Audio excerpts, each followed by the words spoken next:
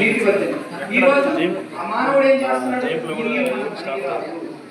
అంటే ఎవరు సర్వనాశనం చేశారండి నీటి వ్యవస్థని? ఎవరు చేశారు?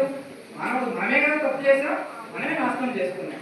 అందువల్ల ఈ యొక్క వ్యవస్థని మనం నాశనం చేసుకోకుండా మనం జాగ్రత్తగా మనం కాపాడుకొని మన భవిష్యత్ తరాలకి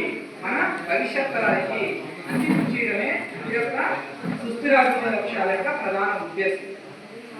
అందువల్ల మహాత్మా గాంధీ గారు ఒక చక్కని స్లోగన్ చెప్పారు. ఏమని చెప్పారంటే, ఈ యొక్క భూగోళంపై లభించే వనరులు జీవకోటి అవసరాలు తీర్చడానికి సరిపోతాయి కానీ దోచుకోవడానికి సరిపోదు. ఏం చెప్పారు?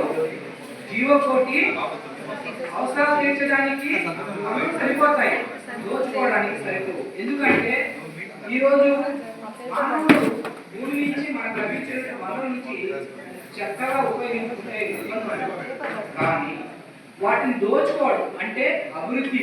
అభివృద్ధి అంటే ఏంటి? నేను పరిశ్రమలు స్థాపించాలి, నేను వాయు కాలుష్యం చేయాలి, మణి కాలుష్యం చేయాలి, ఆ యొక్క వనరులు తీసుకొచ్చి నేను వస్తు ఉత్పత్తులు చేయాలి అని ఈ అభివృద్ధి మీద పడి ఈ యొక్క వాతావరణాన్ని సర్వనాశనం చేసి భూమి యొక్క మనుగడకు ముప్పు చేస్తున్నారు.